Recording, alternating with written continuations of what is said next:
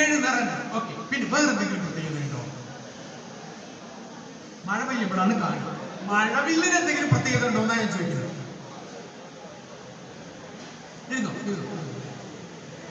മഴവില്ലിന്റെ എല്ലാ നിറങ്ങൾക്കും ഒരേ തിളക്കമാണോ?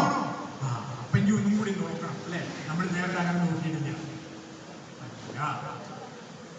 മഴവില്ലിന്റെ ഓരോ സമയത്തും ഉണ്ടാകുന്ന ആകാശത്ത് വിരിയുന്ന നയന മനോഹരമായ മഴവില്ലിന് അതിന്റെ അഴകിൽ പല നിറങ്ങൾക്കും പല തിളക്കമാണ്.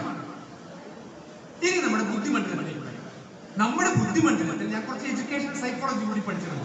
MA കഴിഞ്ഞതിന് ശേഷം MEd എടുത്ത സമയത്ത് എഡ്യൂക്കേഷണൽ സൈക്കോളജി ആയിരുന്നു എന്റെ ഓപ്ഷൻ. അതുകൊണ്ടാണ് ഇപ്പൊ ഈ ചൈൽഡ് വെൽഫെയർ കമ്മിറ്റിയിലൊക്കെ വരാൻ പറ്റും. അപ്പൊ സൈക്കോളജിസ്റ്റുകൾ പറയുന്നത് നമ്മുടെ ബുദ്ധിമണ്ഡലത്തിൽ മൾട്ടിപ്പിൾ ഇന്റലിജൻസ് ഉണ്ട് എന്നാണ്. അല്ലാണ്ട് ഫൈറ്റ് ആക്കണില്ല എന്ന് പറഞ്ഞാൽ ഞങ്ങൾ എല്ലാവരും ഓടിപ്പോകുമ്പോഴത്തേക്ക് മനസ്സിലായി എന്ന് പറഞ്ഞാൽ എന്താ, വ്യത്യസ്തമായ കഴിവുകളാണുള്ളത്. അത് പണ്ട് ക്ലാസ്സിൽ വന്നിരിക്കുമ്പോ പിന്നെ കണക്ക് ചെയ്യുന്ന സമയത്ത് കണക്ക് എപ്പോഴും തെറ്റിയാല് മണ്ടാ എന്ന് വിളിക്കും. എന്നെ 7ാം ക്ലാസ്സിൽ പഠിപ്പിച്ചൊരു അപ്പുണ്ണി മാഷ് എന്നെ എപ്പോഴും മണ്ടാ, അനക്ക് എന്താണ് അറിയാ. എന്നിട്ട് ഒരു സ്കെയിൽ ഉണ്ടാവും. ആ സ്കെയിലോട്ട് ഇങ്ങനെയല്ല അടിക്കുക, അങ്ങനെയല്ല, ഇങ്ങനെ പിടിക്കാൻ പറയും, ഇങ്ങനെ പിടിക്കാൻ പറയും. എന്നിട്ട് ഈ പെട്ടെന്ന് അടിക്കും, ഒരു അടി കണ്ട് കൊണ്ടാണ്ടല്ലോ. പക്ഷെ ഇദ്ദേഹം എത്ര അടിച്ചാലും എനിക്ക് കണക്കിന് കൂടുതൽ പേടിയാ. ഈ അടി കൂടുന്നോടത്തോളം എനിക്ക് പേടി ഇങ്ങനെ കൂടി വരികയാണ്.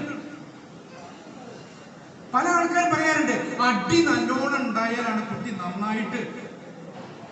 എനിക്ക് മനസ്സിലാവണില്ല കേട്ടോ, അടി കൂടിയാലാണ് കുട്ടി നന്നാവുക എന്ന് പറയണതിന്റെ അർത്ഥം എന്താന്ന് എനിക്ക് മനസ്സിലാവണില്ല കേട്ടോ. ഉണ്ടാവുമായിരിക്കും, ഞാൻ പറയില്ല. നന്നായി അടി കൊണ്ട് വളർന്നാനാ, അതുകൊണ്ടാണ് നന്നായി ഉണ്ടാവുമായിരിക്കും, ഇല്ലെന്ന് ഞാൻ പറയണില്ല. പക്ഷേ അങ്ങനെയല്ല, ആ തരത്തിലല്ല. ഈ ബുദ്ധിമണ്ഡലത്തില് അതേ സ്ഥാനത്ത് എന്നോട് സാഹിത്യ സമാജം ഉണ്ടാകുന്ന സമയത്ത് Naripparamba government UP school Naripparamba എവിടെ തിരുവേഗപ്പുറ, അവിടെ 7ാം ക്ലാസ്സില് പിന്നെ ബെസ്റ്റ് ആക്ടർ ആയിരുന്നു ഞാൻ.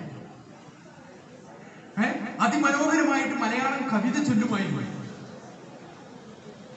അപ്പൊ മലയാള ഭാഷ ചേർത്ത് നിർത്തും. നീ ഭാവിയിൽ ഒരു കവിയാണ് കേട്ടോ, കവിയൊന്നും ആയിട്ടില്ല കേട്ടോ. അല്ല, അദ്ദേഹം അങ്ങനെ പറഞ്ഞു, നീ നന്നായി കവിത ചൊല്ലുന്നുണ്ട്. പക്ഷെ അന്ന് ഞാൻ മനസ്സിലാക്കേണ്ടതായിരുന്നു എന്റെ മേഖല എന്ന് പറയുന്നത് എന്താണ്, ലാംഗ്വേജ് ആണ്. ലാംഗ്വേജ് പഠനത്തിലൂടെയാണ് ഞാൻ മുന്നോട്ട് പോകേണ്ടത്.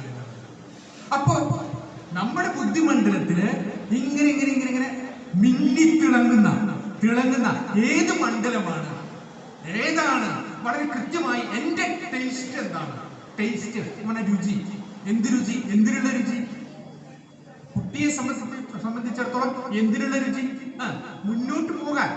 ഇപ്പൊ അവിടെ പറഞ്ഞില്ലേ, ഈ എടുത്തു കൊടുക്കുന്നത് ആർക്കാ?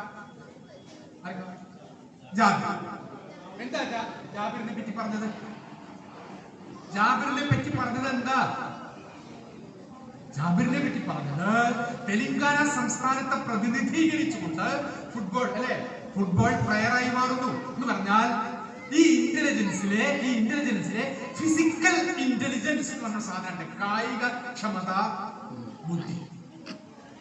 കായികക്ഷമതാ ബുദ്ധിയുള്ള ആളുകൾ ആ വഴിക്ക് തന്നെ പോകണം.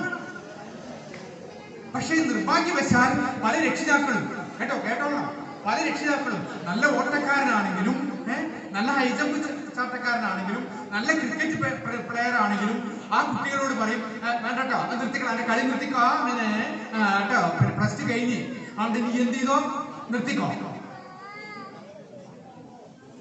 എന്നിട്ട് രക്ഷിതാവിന്റെ ആഗ്രഹത്തിനനുസരിച്ചുള്ള കോഴ്സിലേക്ക് കൊണ്ടുപോയിട്ട് ചേർക്കും. ഇവന്റെ മനസ്സിൽ മുഴുവൻ എന്താ? ആരവങ്ങളാണ്, ഗ്രൗണ്ടിന്റെ ആരവങ്ങളാണ് അല്ലേ. ഇങ്ങനെ ഫുട്ബോൾ ഇങ്ങനെ കളിച്ച് അതിങ്ങനെ ഫോർവേഡ് ചെയ്ത് ഇങ്ങനെ കൊണ്ടുപോയിട്ട് എതിരാളിയുടെ പോസ്റ്റിൽ ഗോൾ അടിക്കുമ്പോൾ ജനങ്ങൾ എല്ലാവരും കൂടി ഗോൾ എന്ന് പറയുന്ന അട്ടഹസിക്കുന്ന ആ ആരവമാണ് ആ കുട്ടിയുടെ മനസ്സിലുള്ളത് എങ്കിൽ ഒരിക്കലും മുളയിലെ ആ ആഗ്രഹത്തെ നമ്മൾ നുള്ളിക്കളയരുത്. ചില കുട്ടികൾ ഈ വീടിന് മുകളിൽ അത് ടൈൽസ് എനിക്കറിയാം ചില വീടുകളിലൊക്കെ ചെന്നാലേ ചുമരിന്റെ മുകളിലൊക്കെ കുട്ടികളിങ്ങനെ മനോഹരമായി ചിത്രം വരച്ചു വെച്ച് കാണും. കണ്ടില്ല? എത്ര ചിത്രങ്ങളാണ് വരച്ചു വെച്ച് കാണുക, ചിത്രം വരച്ചു വെച്ച് കാണുക. ഒരു പ്രാവശ്യം പെയിന്റ് അടിക്കും, ഇനി എങ്ങാനും ചുമരിന്റെ മുകളിൽ ചിത്രം വരച്ച ഞാൻ കുറച്ചൊന്ന് പെയിന്റ് ആയിട്ട് വാങ്ങും.